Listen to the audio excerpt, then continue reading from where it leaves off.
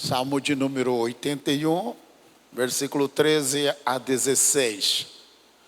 Tomara me escutasse o meu povo, tomara Israel andasse nos meus caminhos. Em breve, diga em breve. Interessante, não é? Ficamos esperando uma resposta há anos. O Senhor disse aqui, olha, tomara me escutasse o meu povo, tomara Israel andasse nos meus caminhos. Escutar e andar. Ele diz, olha o resultado, em breve, eu abateria os seus inimigos e voltaria a mão contra os seus adversários. Que maravilha, né? Que promessa fantástica. Os adversários da nossa vida, quaisquer que sejam. E ele diz mais aqui. Verso 15. Os que odeiam o Senhor o adulariam, e a sorte deles seria eterna. E ele fala aqui, tomara me escutasse o meu povo, tomara Israel andasse nos meus caminhos. A primeira coisa ele fala, em breve eu abateria os seus inimigos, voltaria a mão contra os seus adversários. E ele tem mais duas promessas aqui, no 16. E eu te sustentaria, vamos lá, com que mesmo? Eu te sustentaria com o trigo, o melhor trigo, diga, o melhor trigo. E tem mais, ele disse, e com o mel tirado, extraído, saído da rocha. Ele disse, eu te saciaria. O problema não está em Deus, o problema está em nós.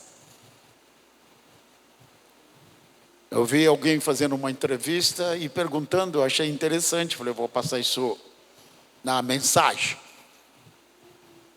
Alguém perguntando e respondeu, e eu fui procurar qual é a palavra que mais aparece na Bíblia. E é de se assustar.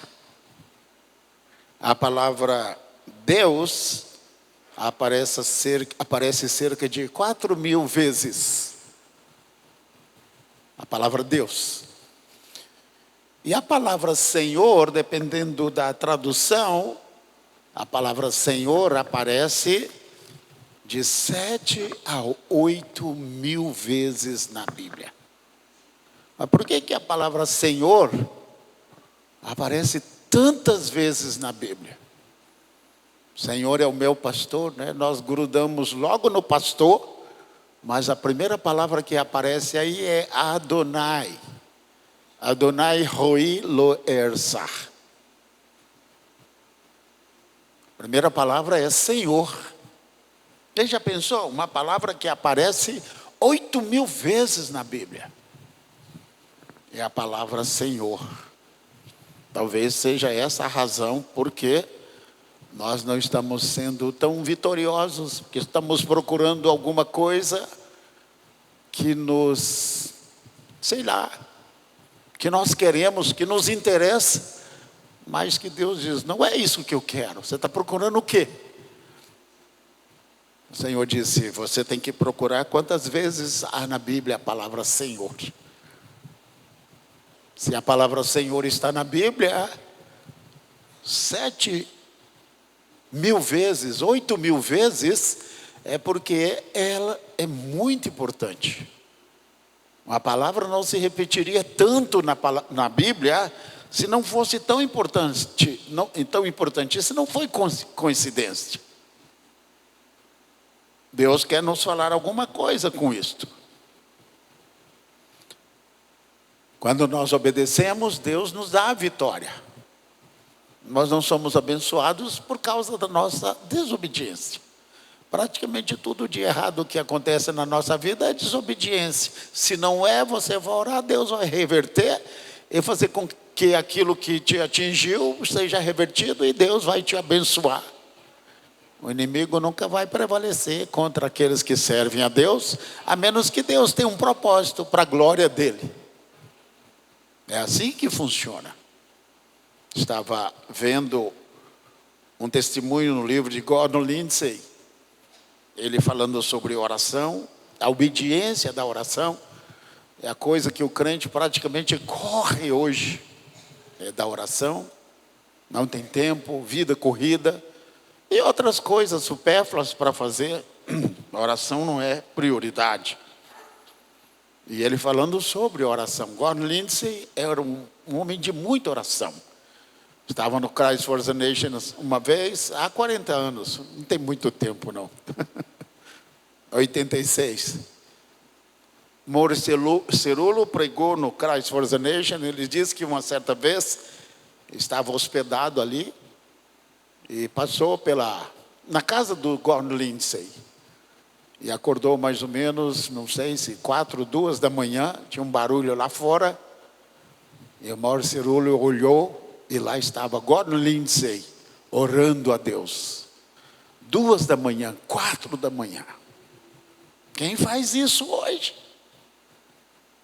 E ele conta que havia uma caravana na Armênia de irmãos em Cristo que estavam em viagem. E todos os dias eles paravam e oravam a Deus: Senhor, nos guarde, Senhor, nos proteja, Senhor, nos cerque com muralhas de fogo. E um dia eles estavam dormindo e chegaram os ladrões, os assaltantes, e disseram: olha, não vamos fazer nada com vocês, mas nos conte o que foi que aconteceu. Nesse tempo todo que vocês estão viajando, nós tentamos nos aproximar de vocês, mas sempre havia um muro em volta de vocês. E nós nunca conseguimos chegar. Mas hoje o muro estava lá. Mas havia brechas neste muro. E nós entramos por estas brechas. O que foi que aconteceu? Aí o chefe da caravana diz: foi porque nós somos, porque nós somos cristãos e todos os dias nós oramos pedindo a Deus proteção, cobertura. Mas hoje nós estamos tão cansados que nós balbuciamos uma oração tão fraca que o muro ficou lá, mas cheio de brechas. Por isso que vocês entraram. Aí eles foram embora. E aqueles cristãos aprenderam que quando oram, são cercados. Quando oramos, somos protegidos. Eles disseram: não vamos fazer nada com vocês, porque o Deus de vocês protege vocês. Aplauda ao Senhor. Amém. Glória a Deus. Tomara Israel me escutasse, assim o meu povo me escutasse. Incrível, não é? Outro texto que eu quero ler para você está em Coríntios, capítulo 9, 24. E esse é muito legal, porque eu tenho um propósito aqui. Coríntios, capítulo 9, versículo 24 a 27. Vamos para lá. A primeira epístola, tá? Capítulo 9.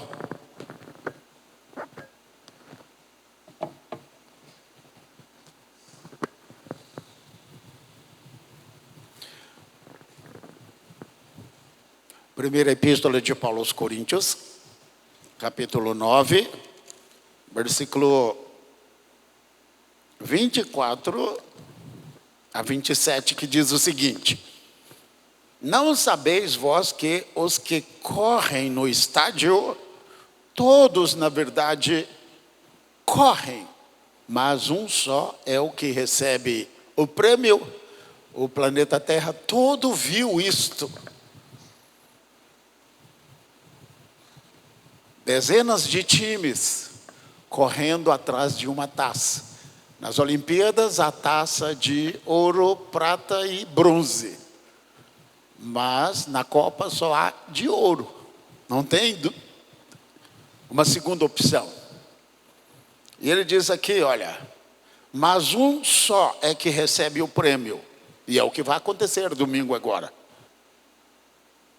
Correi de tal maneira que o alcanceis.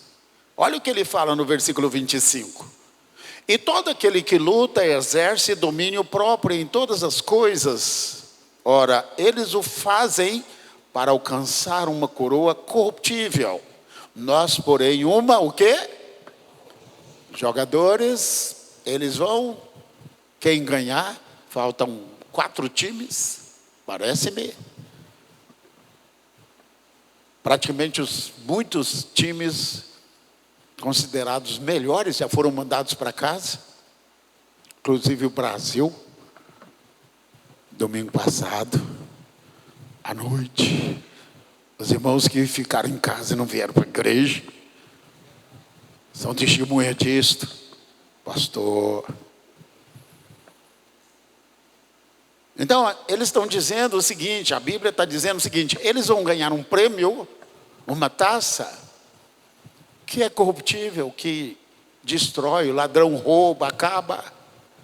Você pega para um jogador desse aí, que já está com 90 anos, mostra para ele a taça que ele ganhou lá no passado. Ele vai dizer, que é isso? Eu nem me lembro. Isso é o quê? Serve para quê? Ele diz, nós, porém, uma incorruptível. Agora o apóstolo fala, pois eu assim corro, não como indeciso, assim combato, não como batendo no ar. Isso é, há pessoas correndo atrás do vento. Ele diz, antes, pelo contrário, subjugo meu corpo e o reduzo à submissão, chega a dizer escravidão, para que depois de pregar a outros, eu mesmo não venha a ficar desqualificado. Não sei se vocês viram aí um jogador fazendo propaganda, não é? Eu falei, rapaz, ele vai acabar estourando de tanto, não é? Quando ele era jogador, ele era fininho, disciplinado, mas agora soltou os bichos, né? Eu falei, se ele não se cuidar, vai pifar uma hora. Porque não usa mais a disciplina que usava quando era o quê? Tinha um alvo de correr atrás de uma taça. Eu fiz uma pesquisa, eu achei muito interessante. As Olimpíadas, elas começaram em 776 a.C., na cidade de Olímpias, na Grécia. E esta Copa teve 48 seleções de 40 nações. Nós temos no mundo cerca de mais ou menos 200 nações. Nações independentes, cerca de 196 por aí, tá? Mas nações ligadas a outras nações, cerca de 206 nações por aí, tá? Então, 48 seleções de 48 nações, 1.248 jogadores, cada time tinha 26, porque os jogadores e os reservas. E você sabe e vê que só um vai ganhar a taça. Só um vai levar o prêmio. Os outros vão chorar. Lutaram, batalharam.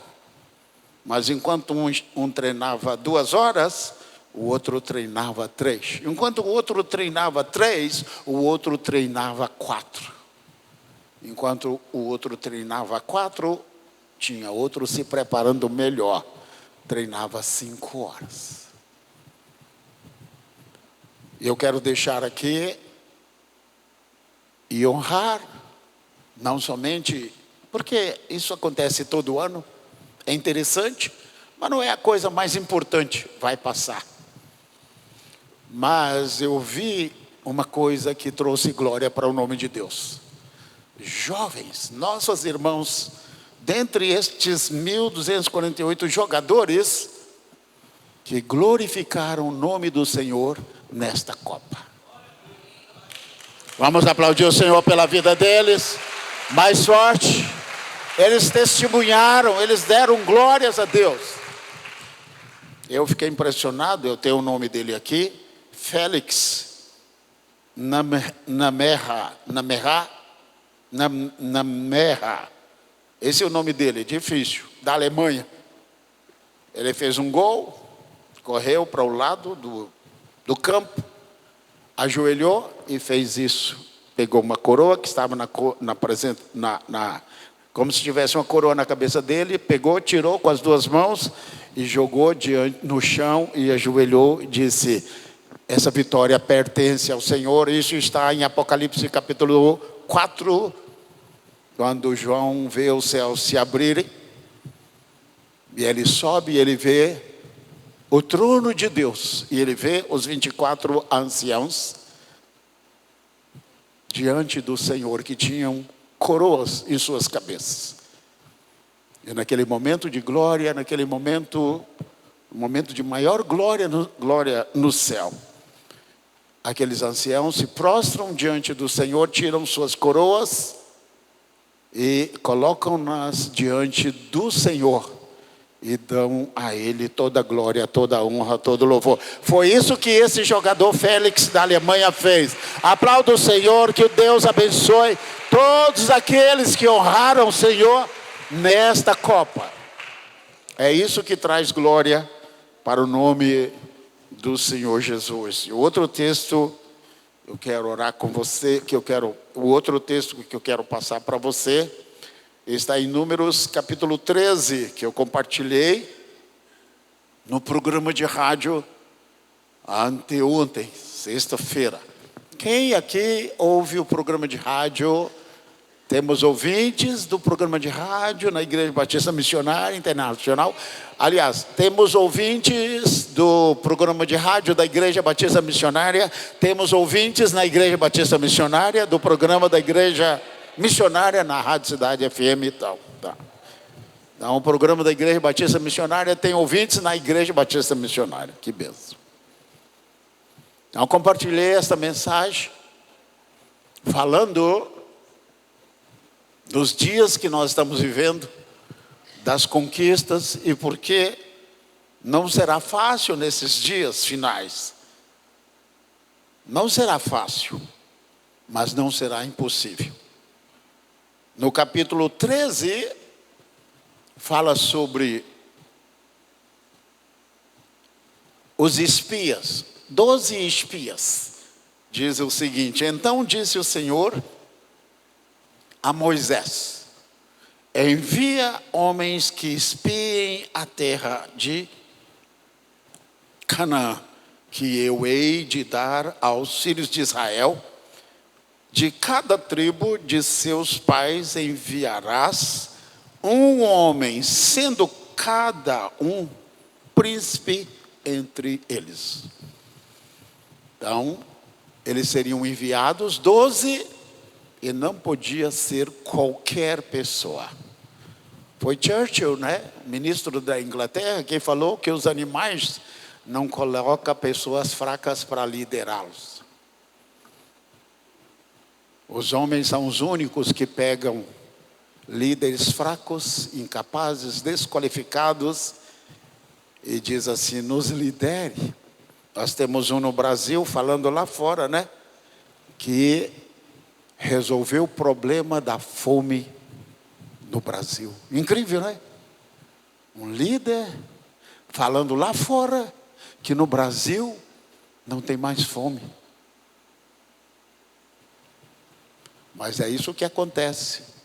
Os animais não colocam um líder desqualificado para liderá-los. O ser humano faz isso. E o Senhor diz aqui: olha, são 12 homens, tem que ser pessoas capazes para esta função, serem enviados. Essa é a primeira coisa. A segunda coisa, A versão em hebraico ela é um pouquinho diferente da nossa, porque diz assim: o Senhor enviou, mas a versão em hebraico diz assim: envia para ti. Shelah leha, eu creio que é isso mesmo. Shelah leha. Envia para ti, isso é, o povo quer saber como é a terra. Eu disse que a terra é boa, que é a terra que flui leite e mel, que é uma terra próspera, abençoada. Mas se vocês não acreditam, então envie para vocês. Não foi Deus que diz: olha, eu quero dar uma terra para vocês, mas eu quero provar para vocês que a terra é boa, vão lá. Não, não, não, não. Não foi Deus. Deus disse: envia para vocês. Mas tem que ser homens capacitados. Eles foram, ficaram 40 dias na terra e voltaram. Infelizmente deram uma notícia ruim e uma notícia boa. Eu creio que disseram para Moisés assim: olha, nós temos uma notícia ruim e uma notícia boa. Vamos dar a notícia ruim, a notícia boa primeiro. A terra é boa, é uma terra próspera, é a terra que emana leite e mel, como Deus disse. Mas depois eles começaram a infamar a terra. Lá cidades fortes, muradas, ocupadas. Em outras palavras, nós não teremos nenhuma chance. Mas quando o povo pensou, e o povo ouvindo, porque estavam esperando há 40 dias o relatório dos espias. E quando pensaram que a coisa estava ruim, diz: vamos complicar um pouquinho mais. É que nós vimos ali os nefilins, os filhos de Enaque, 13:33, que são descendentes dos nefilins. E diz o seguinte: éramos aos nossos olhos como gafanhotos, assim também éramos aos seus olhos. Eles certamente se disfarçaram, eram homens que falavam outras línguas, porque senão matavam eles. Passaram pelos gigantes, aqueles homens altos, os 12. Os gigantes olharam para eles, e um olhou para o outro, olhando um para o outro, diz assim: a gente pisa neles e esmaga aqui mesmo, ou deixa para depois? Isso é, os gigantes olharam e viram: esses aí são tão pequenos que a gente esmaga debaixo dos pés. Até aí tudo bem, mas o problema é que eles que tinham o poder de Deus olharam para os gigantes e disseram: somos pequenos, somos do tamanho de um gafanhoto. Se eles quiserem, pode nos esmagar agora. O povo chorou, o povo murmurou. Foi muito difícil para Moisés. E por causa daquilo, toda aquela geração de 20 anos para cima, pode ler aqui, no capítulo 13, 14, fala que de 20 anos para cima, ninguém entrou na terra prometida. Só dois, quem sabe dos 2 espias, o Josué e o Caleb. Nem Moisés entrou na terra prometida, nem Miriam, nem Arão, todos morreram no deserto. O Moisés ainda chegou no topo do monte. O Senhor diz: olha, vou botar uma luneta nos seus olhos, garoto, e você vai ver a terra, mas você não vai entrar. Mas, Senhor, me deixa entrar. Nós temos aquele Deus, né, que você insiste com ele, e ele passa por cima da palavra. Isso é impossível. Deus colocou a palavra acima do nome dele. Incrível, né? Como Deus zela pela sua palavra. E o Senhor disse: já te falei sobre este assunto, não insista mais. Nós estamos vivendo em tempos de gigantes, mas também eu creio que mesmo numa situação tão difícil que nós estamos vivendo nesses dias, vai levantar também, no meio dessa incredulidade, apostasia. uma geração semelhante à de Caleb, Josué e Caleb, que vão levantar e dizer: tudo o que estão falando é verdade, mas o Senhor é conosco. Vamos subir e vamos possuir a terra. Vamos vencer esses gigantes. Aplaude o Senhor. Dê um brado de vitória. Bem mais forte. Glória a Deus. Você que não está orando, você que não está ligado à palavra, você que está perdendo o seu tempo, você que não está sintonizado com Deus, se santificando, se afastando deste mundo, não vai ser fácil. Eu digo, olha, se você é crente, seja crente de verdade. Se você serve a Deus, faça uma aliança com Ele forte. Como eu acabei de falar aqui, nós temos o que mais temos no Brasil é pastor de rodo, ministros do Evangelho. São tantos, tantas igrejas, inclusive em feira. Sempre falo isso, não é? Eu não sei quantas igrejas há em feira. Só aqui no bairro. É errado? Claro que não. Devia ter mais. Mas não adianta ter tantas igrejas e não fazer diferença. Eu estava vendo o cálculo, cerca de, no Brasil, 5.750 por aí, de cidades. O Brasil tem mais de 5.000 cidades. 5.700, mais de 5.700 cidades. Incrível, não é? Se feira